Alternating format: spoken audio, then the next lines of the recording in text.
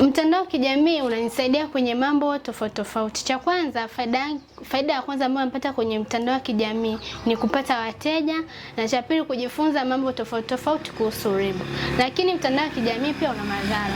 Unaweza ukaposti kitu na ukapata majibu ambayo sio uliyotarajia. Ambacho nimenufaika nacho ni kupata wateja ambao wanatokea sehemu mbalimbali hapa Kigoma. Mteja anaweza akatokea Ujiji akanifuata hapa. Kwa hiyo ni manufaa ambapo sitegemei tu wateja wa hapa karibu, ila pia na wateja wa mbali. Kitu cha ziada ambacho nimekipata ni kujifunza vitu mbalimbali ambavyo nimejifunzia kutokea kwenye mitandao ya kijamii kuliko ambapo ningeenda kutafuta mtu akanifunza, lakini nimetumia mtandao wa kijamii nimejifunza na nimepata ujuzi tofauti. Na washauri watu watumie mtandao vizuri wa kijamii kujifunza vitu mbalimbali tofauti. Kuna mfano hawa watu wametoka chuo hawana ajira, wasitegemee kitu ambacho wamejifunzia chuo tu, ila wategemee pia kujifunza vitu mbalimbali kutokea kwenye mitandao ya kijamii na kuweza kuvitumia tofauti na elimu ambayo umetoka nayo chuo, wanaweza kujipatia kipato kizuri kuliko kutumia mtandao wa kijamii kwa kuweka content ambazo hazina maana. Mtandao wa kijamii ukiutumia vizuri unaweza ukawa na faida, lakini pengine ukiutumia vibaya unaweza ukawa na hasara. Kwa mfano, vijana wengi tumekuwa na ulimbukeni wa kutumia mitandao ya kijamii pasipo kujua nini tunataka, nini tunaingia kwenye kutumia ile mitandao ya kijamii. Mwisho wa siku tunaenda kufuatilia vitu ambavyo vinatupotosha katika ile mitandao ya kijamii. Ushanielewa? Na vitu ambavyo yani tunajiunga na baadhi ya magrupu ambao hatujui yanarenga maudhui gani katika hiyo mitandao, na tunajikuta tunapotea kwa namna moja ama nyingine. Ushanielewa? Kwa mfano, kuna mambo ya kuiga. Vijana sasa hivi wamekuwa na mambo ya kuiga kwenye mitandao ya kijamii. Anamuona mdada huko mtandaoni ameposti vitu yuko uchi. Yaani naweza kusema yuko nusu uchi.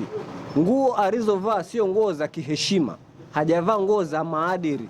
Sasa kama binti ambaye bado anakuwa akiangalia vile vitu ambavyo vimepostiwa katika mitandao ya kijamii, anaona kwamba vile vitu sasa ni ujanja, ndio urimbukeni kwa upande wake, na anaanza kuiga sasa. Anasema hata mimi nikivaa kama huyu hapa nitapendeza. Unaona? Sijui nitaonekana mtu wa namna gani katika jamii yangu. Inaonekana bisho, wanaita bisho siku hizi, si ndio maana yake? Lakini kuna watu wachache ambao wanajielewa, ambao wakiingia kwenye mitandao ya kijamii wana vitu ambavyo wanafanya. Kwa mfano, kuna watu naona wanafanya talenti kwenye mitandao ya kijamii. Ambapo mimi nilisikia, sijafuatilia, lakini nilisikia kwamba unaweza kwa mfano Facebook au TikTok ukawa ni mfuasi mzuri wa kufuatilia TikTok na kuposti baadhi ya picha na video. Sasa vile ambavyo viewers wako wanakuwa wengi na wale commenters wako wale wanao comment na kulike na kushare, unajikuta kwamba tayari unafuatiliwa na watu wengi zaidi. Sasa ukishapata like nyingi zaidi, unajikuta kwamba ile kampuni au ile kampuni husika ambayo inamiliki app ile inakulipa. Ushaelewa? Kwa sababu umekuwa mojawapo wa watu ambao wamekuwa na followers wengi sana kupitia app ile pale. Si ndio maana yake? Nasikia iko hivyo. Lakini mimi sijawahi kufanya hivyo kiukweli. Lakini nasikia kuna watu wengine wanafaidika kupitia na hivyo vitu. Na swala la mitandao ya kijamii ina faida yake. Faida yake kubwa ni ile hususa kwa wafanyabiashara. Wanakuwa wanaposti bidhaa zao mtandaoni. Na wanapata wateja mitandaoni. Ndio, zina faida zake na hasara zake. Hasara zake ni pale mtu anapofanya mtandao wa kijamii kuwa kama ni mchezo. Mfano, anatukana watu, anapiga picha za uchi, anafanya vitu ambavyo havieleweki. Ndio hasara zake hizo. Ila faida yake ipo kwa wafanyabiashara, kwa watu wanaofanya vitu vya maana na vinaonekana.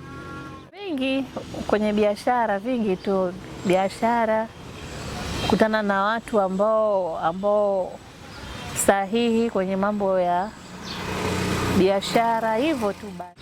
Inatakiwa wawe serious sababu mtandao wa kijamii ukiuchukulia serious na ukafanya vitu kwa akili, utaona faida yake. Usitumie kwenye mambo ya kutukana watu, kufanya vitu vya ovyo ovyo hivyo.